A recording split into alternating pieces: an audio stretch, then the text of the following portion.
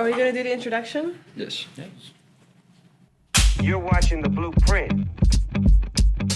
Hi, everyone. You're watching the Blueprint podcast, and today we're here with Sabeer Bhatia, the founder of Hotmail. Please, Sabeer, tell me a little bit about your past. Good, great. I've been an entrepreneur all my life. I started my journey by coming to the US for an education to Caltech. Then I went to Stanford for my master's. And I was actually doing a PhD at Stanford in electrical engineering. But then I took a course called Business for Electrical Engineers, in which I got to meet entrepreneurs such as Scott McNeely and Fred Gibbons and Vinod Khosla, who had started Sun Microsystems. And I was just inspired by their stories because they were human, just like you and I. And then I put my PhD on hold and decided I want to go and become an entrepreneur. And I started my career at Apple Computer, and I worked there for about a year. And after that, I joined a small startup called Firepower Systems. And at Firepower Systems, I wanted to learn the basics of entrepreneurship. And the internet was really young in those days. And the web had just been invented by Mark Andreessen. And that's when my partner Jack and I started working on the internet, on the web, and that's how we came up with the idea to do web-based email. And since then, I've been bitten by the entrepreneurial bug, and I've been trying different things, investing in companies, doing my own, and just watching this whole space evolve from what was like a simple protocol for communicating on the net to today becoming pretty much an alternate universe to our lives, and how $50 trillion worth of new companies have been started just purely on human thought. So my story is one of an entrepreneurial journey, starting in India and coming over here and just loving every single day of my life. Awesome. Interesting. You mentioned human thought, that companies were founded by human thought. Nowadays, we can let AI think for us. Do you think that will harm humans in the long term? That's a good question. I don't think AI is there yet. Everybody's talking about artificial general intelligence, which will emulate human intelligence. Now, the most exciting thing that has happened in AI over the last, 4 or 5 years is the tokenization of language. So yes, you have these incredible tools that you can use to answer questions. And depending on how complex of a question you ask it, it will give you the right answer, kind of an answer. But most of those answers have already been thought about by some human being. That's why you're getting those answers. So I don't use it so much to find answers. If you were to use the internet just to find answers, yeah, I think mundane tasks which are being done by humans today will be automated with this kind of intelligence, which is, you want to know, hey, what is the duty for, sending a car from China to the US, for example? You'll get an answer for that. You want to get the process, you'll be able to get that. You want to know, how to write a proposal, you'll get that. Those are like basic stuff. But, I use it more like an assistant where I give it the thoughts and ideas. This is what I want in a proposal. Just write an elegant proposal for me so that I don't have to spend 2 hours writing it. I know what I want to communicate. For that, it is good. But if you want to think about where we are in the universe and what is our purpose, each of our purposes in life, and what do we want to do, and how can we make the world a better place, and how are we uniquely gifted to making the world a better place, AI will never come and answer those questions. So it's not there. It simulates intelligence, but I don't think is real intelligence. Real intelligence will still come from human thought, from original ideas, and from knowing the human condition. For example, everything is not just data driven. You could say that people will buy stuff if it is cheaper. No, people buy things because there is an emotional connection to them. I mean, the classic example is the Apple iPhone. We had the BlackBerry before, and Motorola had a much better phone in terms of the radio capability. But what Apple did is made a device that emotionally appealed to people. There was a human connection where you could store all your memories, your songs, your photographs and videos. It had a lousy radio, but it had this whole package. And because it emotionally appealed to people, now you could say that a computer would never, tell you to introduce that or create that, because a computer or an AI would just tell you, make the cheapest phone, make the fastest phone, because it's only data driven. It doesn't have the human empathy or emotion. That's where humans come in. And that's why I think for so many fields, including medicine and stuff, people don't realize this, but a lot of medicine is empathy. You go to a doctor, you may not even, just because you're talking to another human being who's recommending something to you, you get cured. And I have known this personally because I spoke to a doctor many years ago, about 20 years ago, in India, who said, I used to practice in these villages, and these villagers would come to me and with serious illnesses, and I had no medicines to give them. I would give them a saline injection, and miraculously they'd be cured. Which means it's the power of the human mind. If you believe that somebody is there to help you and giving you something, even though it's a saline injection, you can actually get cured. That's how humans are built. We just have lost that because we tried to rely on pills to cure ourselves of diseases. So the point I'm trying to make is, I don't think AI is there yet. And I don't think original human thinking, and especially one which is deeply entrenched in empathy and human emotions, can ever be replaced with AI. That is, I'm pretty sure that's a topic that came up during the panel. And I'm pretty sure, if you tell me if I'm wrong, that you said that there's no artificial intelligence as such, and as you just mentioned, its context and knowledge will always come from what we humans feed it. Yeah. Do you think it will get to a point where, can it ever get to a point where it will do that for us?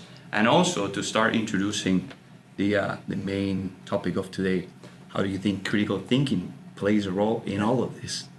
Talking about us being the ones behind these machines, always providing that context and knowledge, the importance of this critical skill. Yeah, so the path that AI is taking today with large language models, tokenization, data-driven decision making, I don't think will lead to AGI. People think it will. I don't think it will. There may be other ways to get to a truly artificial intelligence stage, but it won't be based on data or data patterns alone. Now, where does critical thinking come in? Critical thinking is just an extracted view of the whole situation. To take a step away and imagine you are a superhuman being, and you're looking down at all of this and saying, okay, wait a minute, where are we headed? And what are we trying to do? We are finding patterns in data, which is very useful for making, day-to-day decisions, or decisions where you have to trust your intuition sometimes. For example, doctors, you look at a graph of somebody's X-ray or something of that sort, and you are trying to determine how far the cancer is spread. You think it's 30-40%, well, a computer will tell you it's exactly 39%, or whatever the case may be, right? Because they are better at recognizing actual patterns than we are. But we have a 2D view, which is just our visual impression of how we see the world. And then we have a 3D view. When you are a human being, you're a human being with your own, story of how you got here. Looking at you not just as a data point, but as a human being who came from a certain place and trying to reconstruct your past, your experiences, comes from human intuition. It's natural, all of us. I was born in India. You probably already have a view of somebody born in India, what kind of a life they might have had, how I came here, what happened to me, what's the transformation, how is it different from your culture, cultural nuances. All that shapes us. And we humans are fantastic at using intuition to determine those things. That is what I call true intelligence. But that is also a critical way of looking at things, not just looking at it in 2D, not just looking at it from one axis. So for example, there is a project, right? It's a brand new project. It's never been done before. A couple of kids come to you and they say, hey, we want to do this. The idea may be great, but those kids may not have the experience to pull it off because they don't have the contacts, they don't have the networks, they have not done it in the past, they don't have the critical thinking abilities, they are too young, they are ambitious, but they don't have all of these other things. Where does that come from? That is analyzing the problem critically. Using not just a 2D analysis, but more of intuition as well. Putting in some 3D analysis of that as well. I'll give you my personal example. We were, of course, brand new kids when we started Hotmail, right? 19 VCs turned us down because we did not have experience in software. We were both hardware engineers. But there were two things. One, we knew instinctively what the problem we were trying to solve was. Instinctively we knew, without describing it, that everyone else would have that problem one day. And many VCs said, so what segment are you targeting? Are you targeting a certain age group? Are you targeting older people, younger people, college students? Who will use this free email? And by the way, I already have free email when I get an AOL account or a CompuServe account. They did not have the benefit of knowledge that I had. I said, in all the developing world, people they don't own these connections. They go to internet cafes. And there is one connection for all of society. Imagine over there, from one internet connection, you could have 5,000 accounts. Each will have an ID on the internet.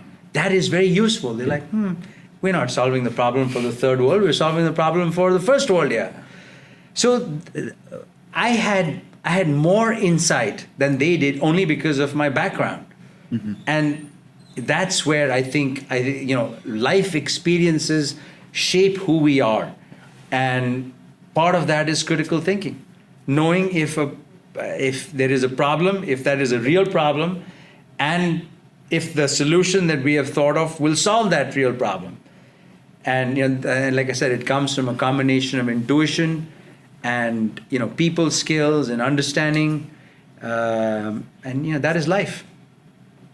Do you think that this happens because as humans we have such a deep context that comes from a lot of years of experiences and also from our DNA, and that information is just much more powerful than what the AI context is right now? But do you see that being evolved in the future, so they can develop maybe some new stages of critical thinking, maybe some that we are not even familiar with? And do you think there will always be, talking about hundreds of years, things thought patterns or things that we do exclusively as humans and that AI will never be able to do? Absolutely. No.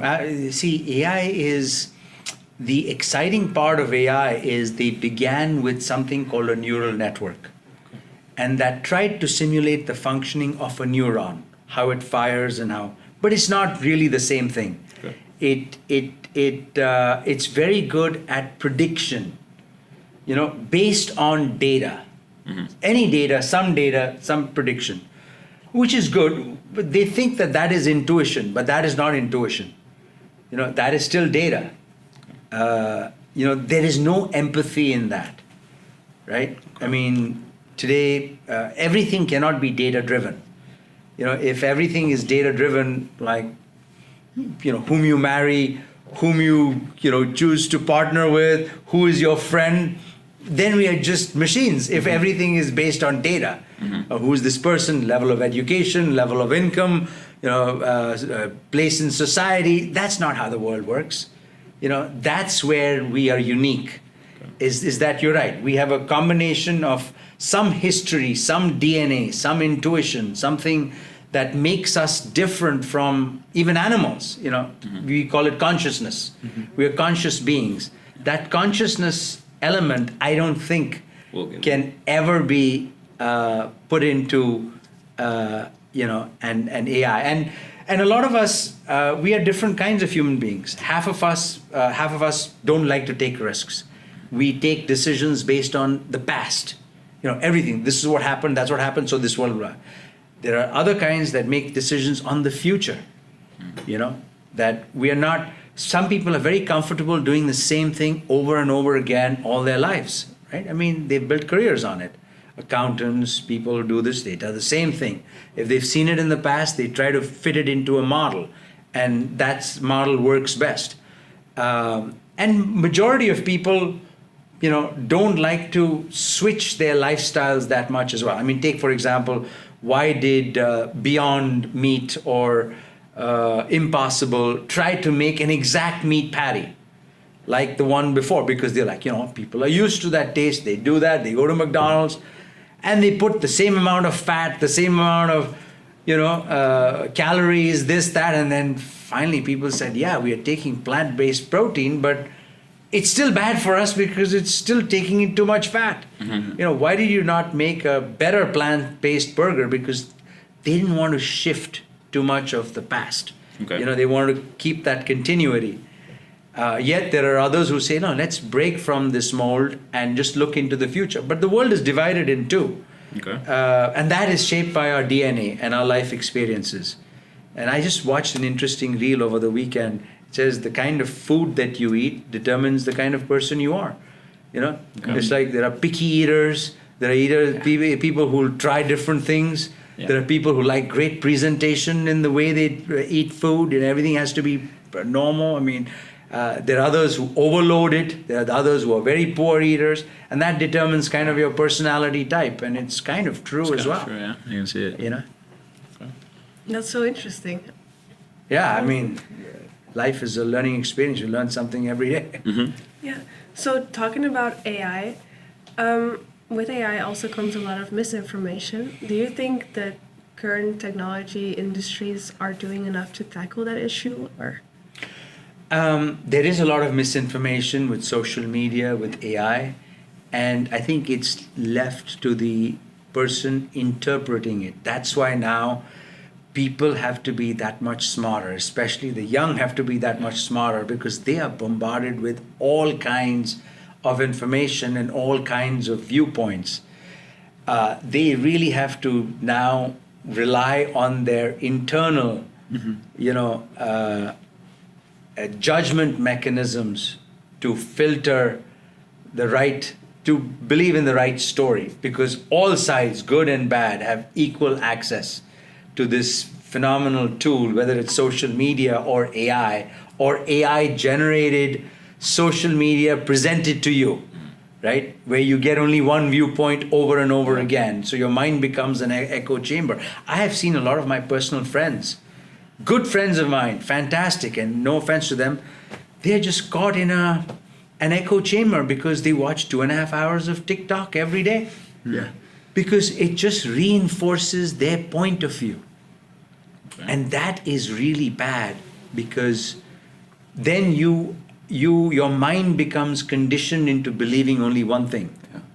And then you cannot have room for external thought and growth. That is very interesting. I would say for everybody. You mentioned the youth. Yeah, the youth is bombarded with all kinds of information. I saw at least 30 reels today on Instagram of how to make $1 million in less than 6 months. I'm pretty sure we all did today. That's the youth, but also I see it in aunts, uncles, and family that are not necessarily in their 20s anymore, getting polarized with the information they see. How do you think, you already answered my question of how important it is to, as an individual, at the individual level, to be able to see it from up and be able to discern whatever's coming to you. But at the, I would say at the institutional level, educational level, do you think there's an efficient way of teaching this skill to the youth to be able to process all this information, especially in times like this where you see different opinions when it comes to political sides or political opinions? Do you think there's an efficient way to tackle this issue among the youth who are still in universities, for example? The way it is to encourage all viewpoints, right? To encourage debates. Mm-hmm. How do you help people think on their own? You don't say any one viewpoint is correct. The way the day you say that, you are manipulating their thoughts. You have to encourage free thought, free discourse, free ability to debate anything. Right? I mean, take the very complex, sensitive political issue like what's going on in the Middle East. I think you have to give all the youth and young people every viewpoint possible. To say, this is how these people think, this is how these people think, this is how these people think. Now, you cannot say who is right. You don't have to pick a side. You have to win over your opponent by putting yourself in the shoes of the other person. So why are they thinking like this? Why is it that they are so disenchanted with life? Maybe there is no future, right? The problem is, I don't think, for example, the problem is in the whole situation is land. Land won't solve any problem. What people over the other side need is jobs and a future for their children. You solve that problem, land is irrelevant. Who owns the land is irrelevant. We're not going to take this land with us. Our time on planet Earth is limited. All of us, right? We have certain time. The day we realize that our time is limited, what is our purpose in life? To do something that makes us happy and life for other people better. Something better. Leave the world slightly better off than we first inherited it. If all of us have a subconscious goal of that kind, we'll all be solving real problems and making each other happy. Mm-hmm. The goal is not just, like you said, $1 million, 10 million, 100 million. Should not be the goal. If that's the goal, then what? Okay, you've solved that problem for yourself. But then what is your purpose in life? What have you done? God gave you a life, right? 80 years, 90 years, whatever. What did you do? I think that question to answer is more important. And that's the eventual answer to critical thinking. Who are you and what do you want to do while you're over here?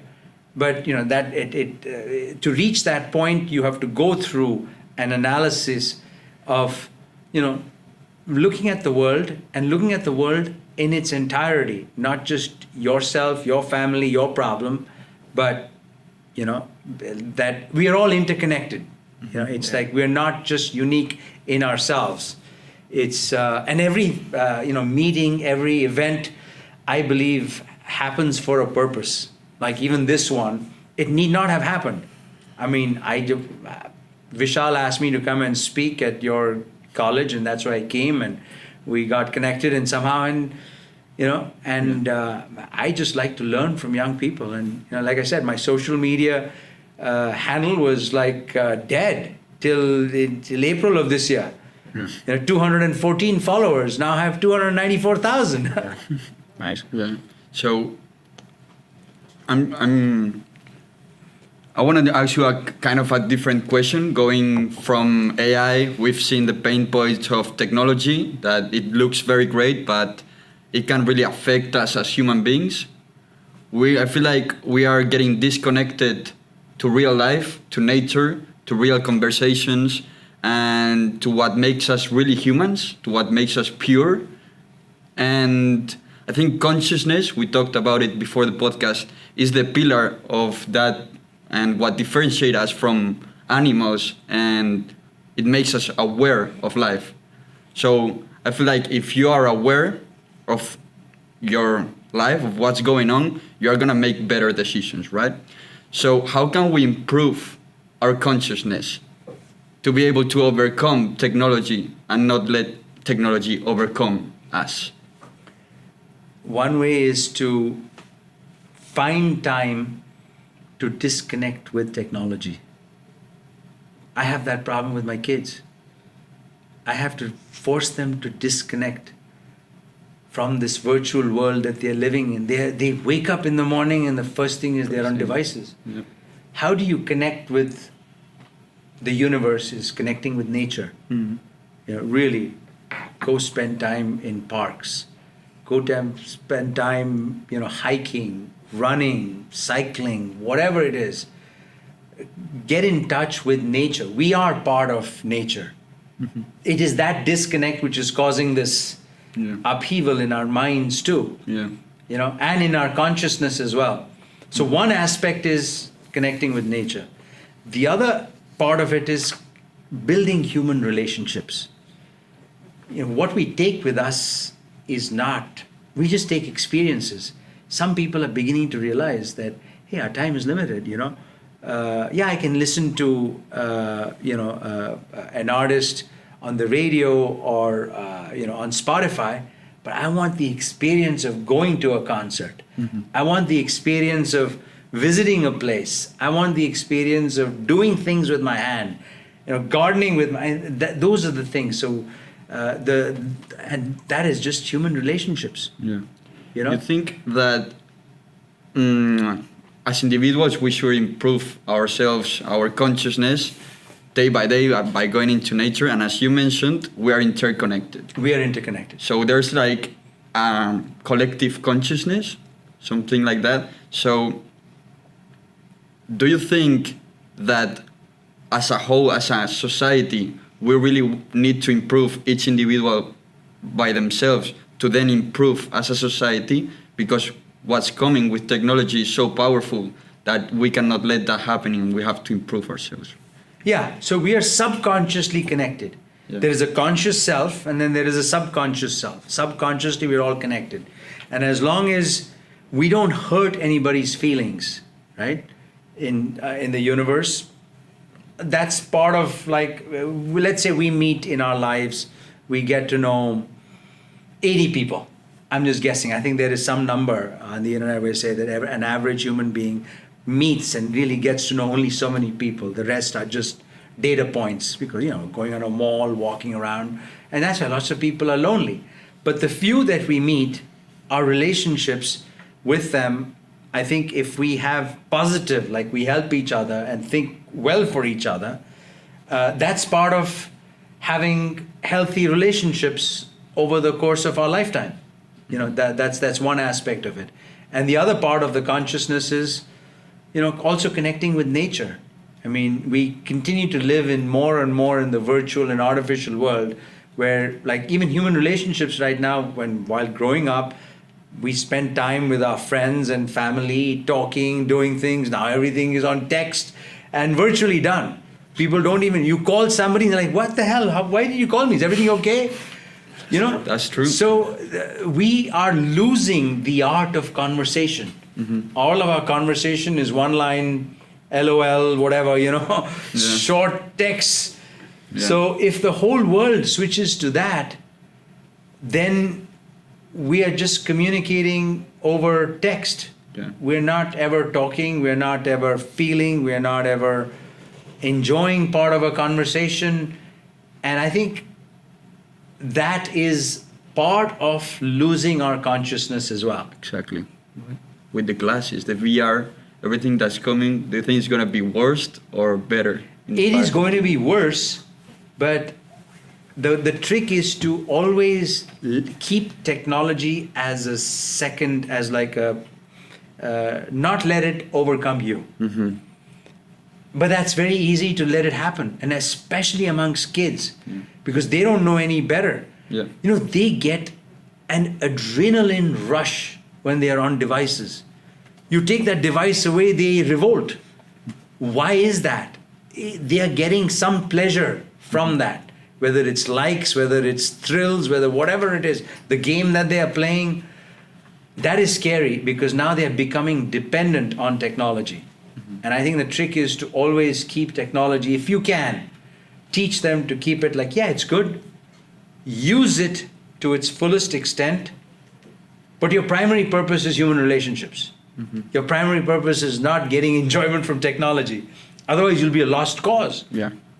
Right? You'll have your best friend will be your phone, not real friends. And that's a pretty lonely, I think, poor life. You cannot differentiate between real life and your fake life. That's it.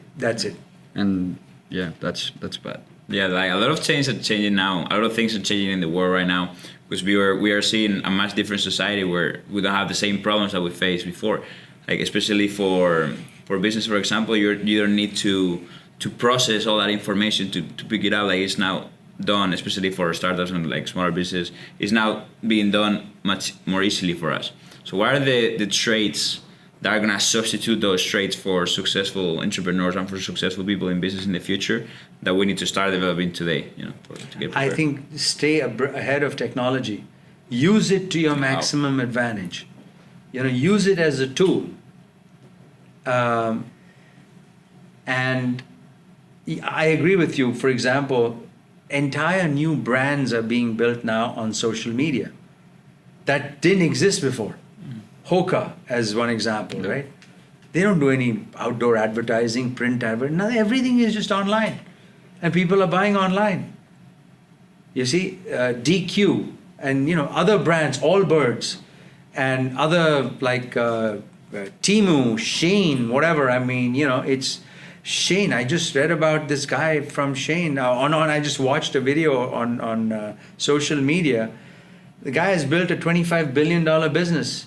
And the way he's done it is just purely on data. All he does is he figures out what is the 100 most required items in fashion, and he sends that signal to all the factories in China to manufacture those 100 items of clothing or of fashion. And the moment any one of them falls off the 100 list, he stops production. And whatever the new one is on the 100 list, he starts production of that. As a result, his inventory costs are only 5% or less. Macy's or Saks Fifth Avenue, and he has 25-30% inventory costs. This is almost zero inventory.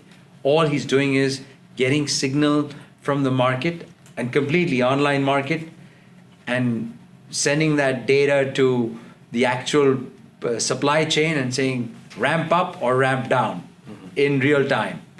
So it's like real-time manufacturing going on. He's made $25 billion without owning anything. Yeah. Completely new business model. Completely new business model. So new business models will emerge. And then it's an exciting time for young entrepreneurs really to do business because the rate at which technology is going to proliferate new ideas is only accelerating. I mean, imagine we were lucky, it took us 1 year to get to 5 million subscribers with Hotmail. I think the next Hotmail-like idea will take, will take 3-4 months to get to 5 million or 10 million because of the explosion of social media.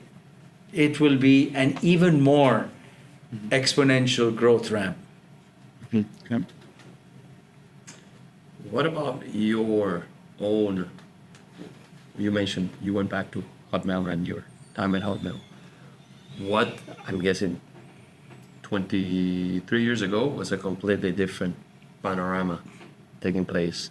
What were those key, valuable traits you had as an entrepreneur that made this idea come $400 million worth in 20 months? If you could point out 3 things you had.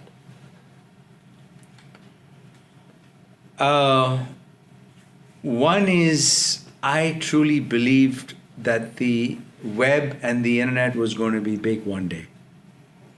The moment I saw it. And in the early days, there were a lot of naysayers. Many people said this will be a fad like the CB radios. It will eventually fizzle out. I don't know what I'd be using this for. I'm like, no, this will only grow, will become bigger, and it will bring the world closer, and a lot of stuff will be done on it. So that's one part, belief in technology. The second part is I had nothing to lose. So I could take any risk in life. I'm like, oh, what's the worst that can happen? I'll try this idea. If it don't work, I'll go work at a company. Yeah. There's nothing to lose.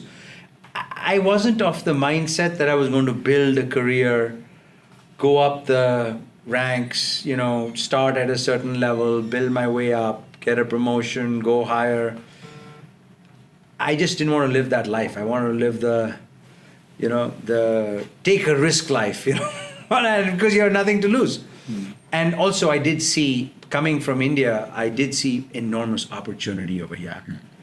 And like I said, for me, the best thing that happened was my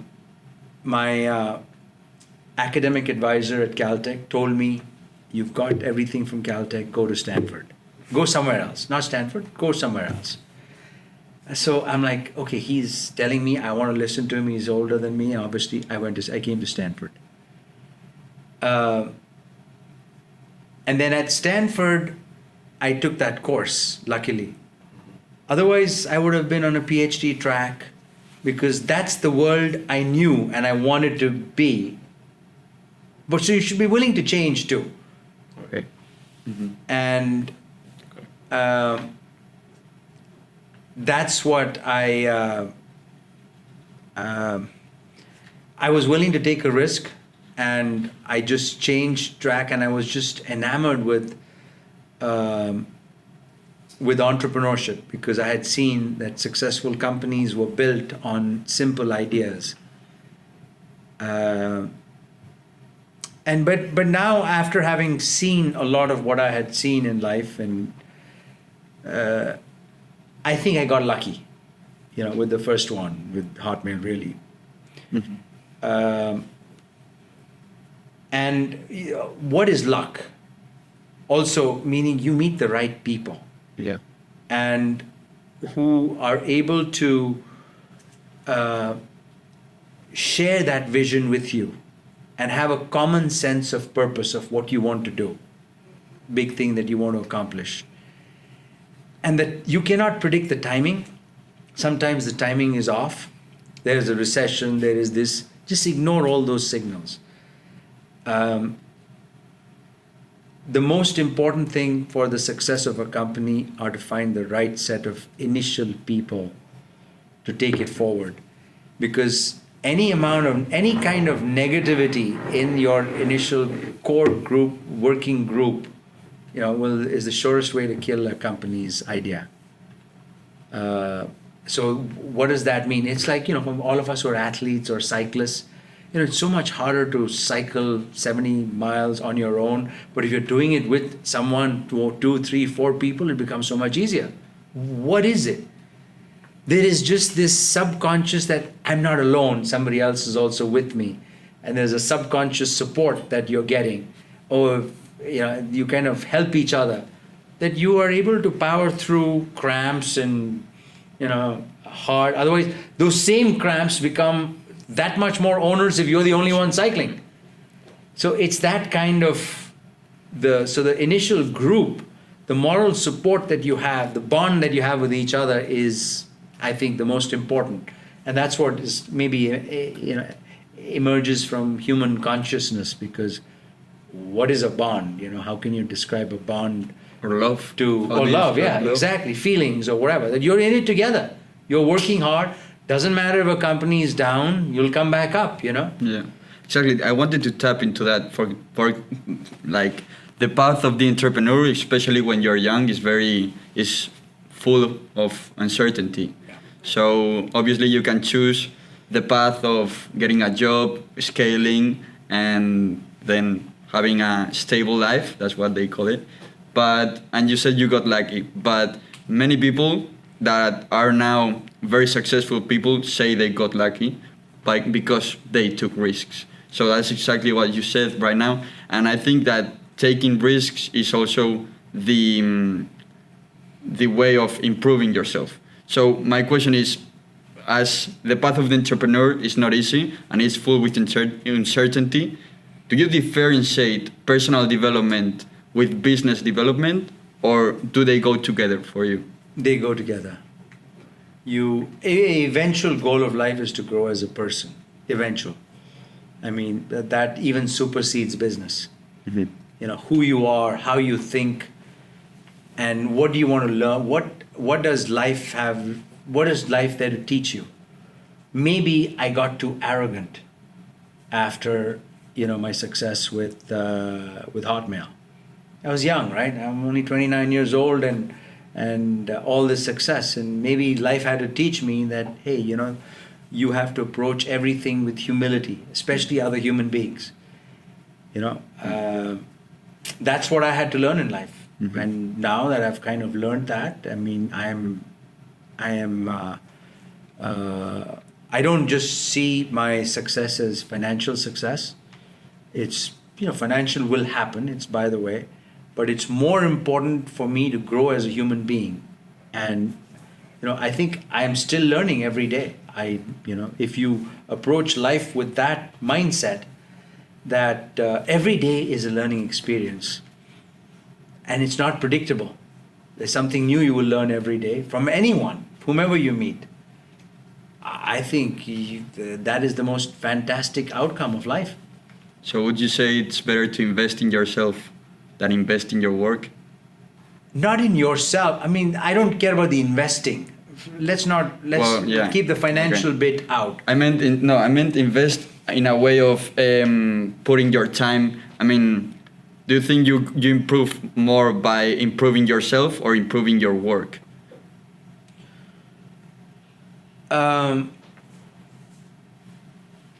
Your work will will just, especially in the entrepreneurial field, will automatically get better as you build more connections and network more and appreciate people. I mean, I'm finding right now, I'm doing a different project, but just from conversations having with people, they are like coming up with amazing networks and contacts that I would never have thought of reaching out myself. I mean, I have my own, and I'm learning new things every day. Mm-hmm. And of course, every day I also have to judge, what do I want to do, what do I not. Management of your time is the most important thing. Mm-hmm. And I choose to spend time with my family, my kids, and in places where either I'm contributing to society, or while contributing, I'm also learning. Mm-hmm. It's a two-way process. You got to keep your eyes and ears open at all times. I've learned a lot, like in the last 6, 7, 8 months, and I think that's come from critical thinking. I was closed to social media completely because I'm like, this is more about self-promotion, but then I started looking around and seeing, and I'm saying, I'm personally buying things because ads are showing up on social media. I'm spending more time. I'm realizing, I'm beginning to see how young people are thinking. I'm like, this is a phenomenal channel to shape minds of future generations, mm-hmm. and to at least teach them a little bit of what I have learned to think better and to think on their own and to make their decisions. Everybody has to make decisions in their lives on their own, rather than relying on other people to make decisions for them. Mm-hmm. Speaking of learning, I also agree that you should, the goal of life, the ultimate goal is who do you become, as a person. So how can you become a really good critical thinker?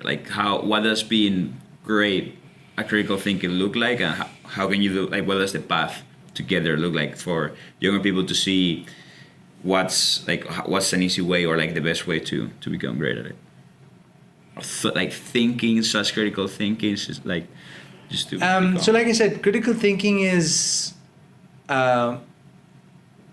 every challenge that you have, every problem that you have, every situation that you face in life, every negotiation you have. Life is full of negotiation. I'm negotiating with my kids all the time. I'm negotiating with my wife all the time. Put yourself in their shoes also, and see where you fit in the whole universe, right? And see all points of view. so that you have an outcome that is best for all, not just about for you. I think that is the ultimate way of thinking critically. And so when I look at a new subject or a new tool or a new idea, I think about not just if it will benefit me, but will this idea or this way of looking, can I look at it and look at the same problem from all angles? And when you look at it from all angles, maybe a solution comes about that you never have thought of before. So a deeper perspective. A deeper perspective. It's nothing more than a deeper perspective. For example, very simple thing is marketing, right? You are stuck with how do you market something for something? My previously held belief and view was that you do a lot of PR stuff, because that's what I did 20 years ago with Hotmail, 25 years ago with Hotmail. We had hired a PR firm that introduced us to a lot of people who wrote articles in magazines and TV appearances and all that stuff, and that worked. Today that's dead. I had a PR firm for 3.5 years and I wasn't getting me the traction for the show reel B cubed, and I'm like, this is not working. Moment we switched over to just pure social media from young people and said, you take over, it started working. So that comes from keeping an open mind, not having preset views, and always learning. Everybody has something to teach. Everybody. They have a point of view. Sometimes it's wrong, that's okay, but at least you should be open to listening to everything. Only when you listen will you get the right. Often, the answers are not too far. The universe is so amazing that if you keep your eyes and ears open, answers just come to you. Sometimes I find solutions in my dreams. In fact, my best thinking is from 2 o'clock in the morning to like 4 or 5 in the morning. I'm daydreaming. I'm like, I can't sleep, and ideas just come to me. And I'm like, yeah, that's the right way to do it. Boom. It's true that Thomas Edison, I think the guy that invented the light bulb, I think he came with the idea actually when he was in that state of being almost asleep. He used to have a steel ball in his hand, and he stood up till late at night, and when he got sleep, the ball fell, make a noise, and he woke up. So then repetitively he came with ideas in that point. So a friend of mine told me that what happens at night is in our dreams, the brain fluid goes through our spine and gets recycled somewhere down in our, and because when the fluid is actually moving, it's the images of our dreams and the weird state. It puts our brain in a completely open, unrestricted space. See, we get, life restricts us. Like so many people have I cannot do this, it requires too much money. I cannot do this because I don't know the right people. I don't know because people will fire. I don't know how I market. As we go in life, there are more and more restrictions. Society expects us to behave in a certain way, that we are this, we are that. We actually start encumbering our brain more and more, and we lose our ability to think outside of the box. I've seen it happen to my friends. Because they were born in a certain society, they were structured, they were expected to behave a certain way, they were expected to get a job, they have been doing that job for the last 30, 40 years. They cannot think outside of the box. They are just stuck in that. I always kept myself unchained for whatever reason. I like to be a free thinker. Yeah, or unprogrammed. Unprogrammed, which allows me to take in anything. And that is what I think is the whole dreams, and how this flowing of the spinal fluid or cerebral fluid opens up our minds early in the morning, that just sometimes great ideas come from there. Yeah. And it's great ideas that actually change the world. Yeah. It's not structured thinking. Exactly. Where do those ideas come from? is that really your idea, or it's coming from Some subconscious self. Yeah. It really comes from subconscious. Okay. So this is this field that we can access at night, for example, or when we meditate, That's right. where these ideas come from, right? Where you kind of see your higher self, you are in a state of calmness so much that you're able to receive information that you haven't had before, and you don't know where it's coming from, right? Very true. Meditation is great. Now, I am trying to solve another crazy problem through meditation. Uh-huh. I got a shoulder injury while skiing. Mm-hmm. And I went to the doctor, they've done x-rays, CT, it's perfectly fine. But I can't I can't move my hand unrestricted. They say it's fine, but I can't do it. So the problem, according to these Australian neuroscientists, is in my brain. That my brain, because that injury was so bad that it has left certain trauma circuits in my brain that think that my arm is still in, my shoulder is still injured. Mm-hmm. That when I move it in a certain thing, those circuits are getting activated, but there is no injury down here. That's crazy. So I'm trying to reprogram my brain through meditation and through hypnosis. Mm-hmm. Well, let's see if it works in the next 3-4 months. I But think it will. Let us Yeah. know. Let us know. I'm just saying, but we are discovering new things. The brain is so complex. We don't know everything about the human body. Mm-hmm. We are learning new things every day. And this is part of the whole process, keeping an open mind. Yeah, I think meditation and all these tools are going to become even more important in the upcoming years, because all the technology burden, all the stimuli that we have in our day-to-day lives, meditation shows us a lot. Yeah. 100%. I've heard one story of a woman that she was pregnant and her child had an injury. I don't know what it was, something in the stomach. And by thinking every day for 9 months till she gave birth, that baby was born completely healthy. Wow.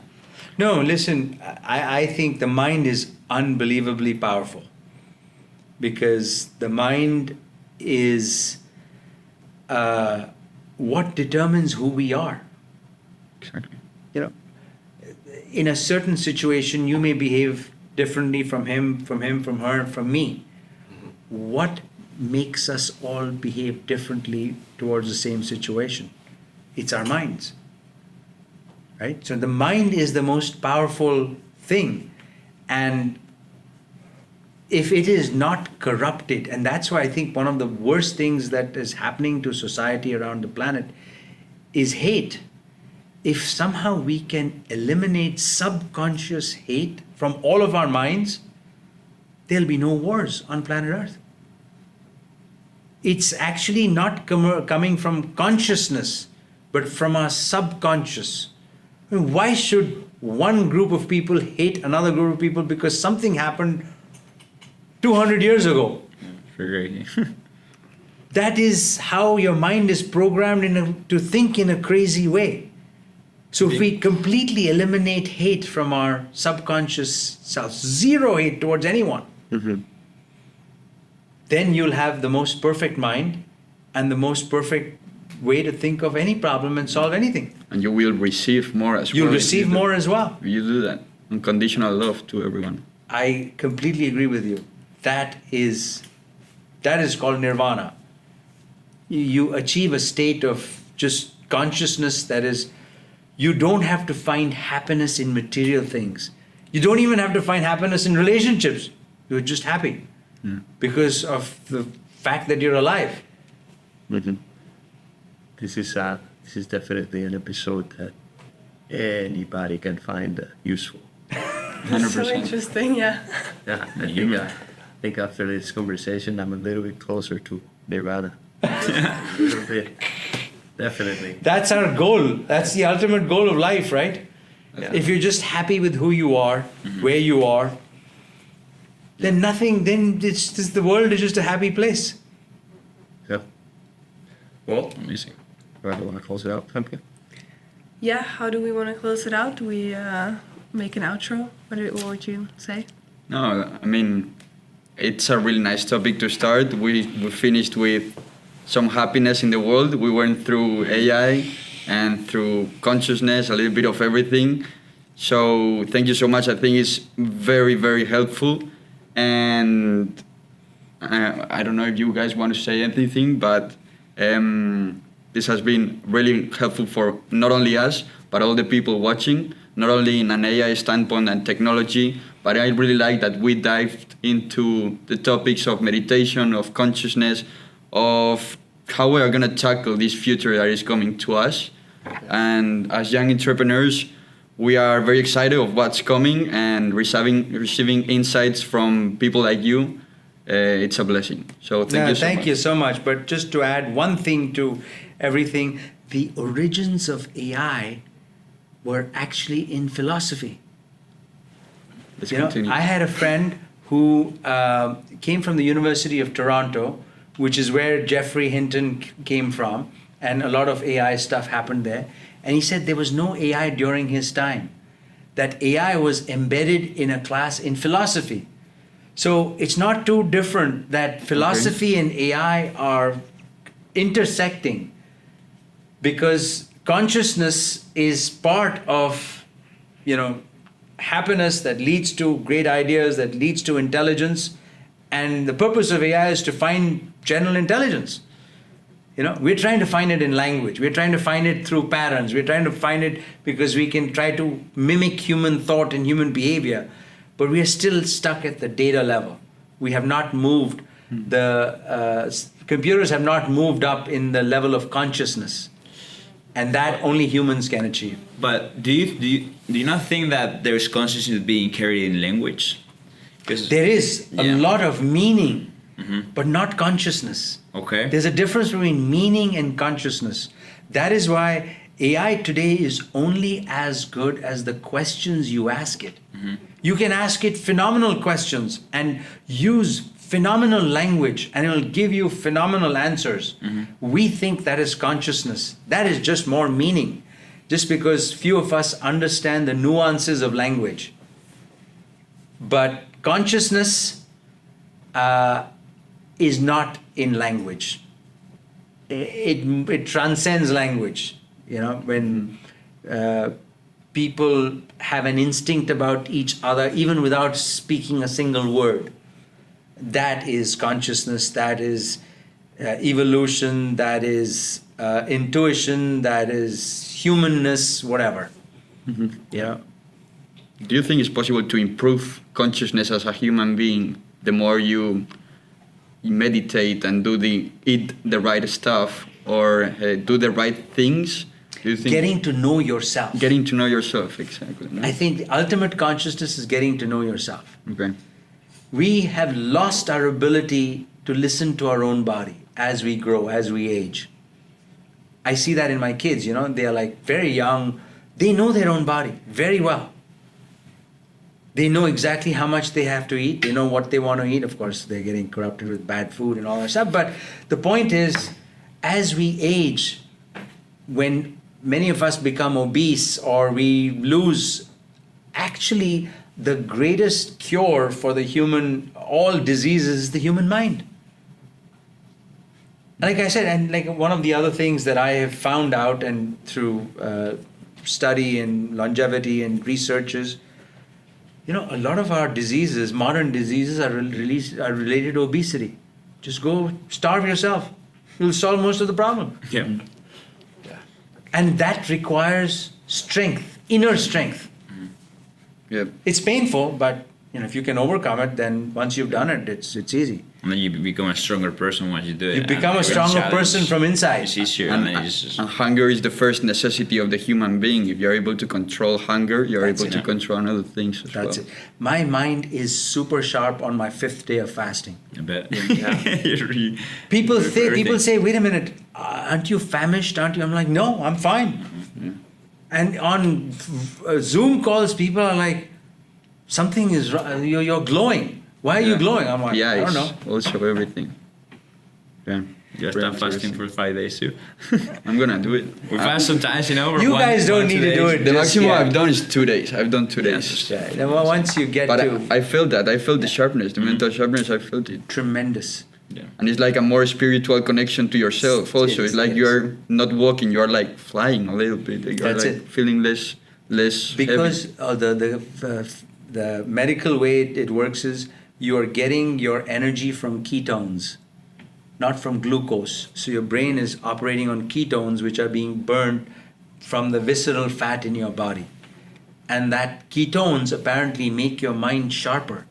And they have found this, and you should watch a movie like on National Geographic with Chris Helmsworth. And he shows these yes. African hunters that their sense of where the prey is and their intuition that is an animal and that's not just something else, and shooting in the dark and getting their prize, they are able to do it on the 4th or 5th day when they've not eaten because their brain is so sharp. Wow. Interesting. Well, Amazing. we want to thank you for everything today. Thank you. And it was an absolute pleasure to have you. Thank you. No, I had a good time. Thank you so much. Thank you. Thank you. Thank you. Sabeer Bhatia, everybody. Thanks a lot. Thank you.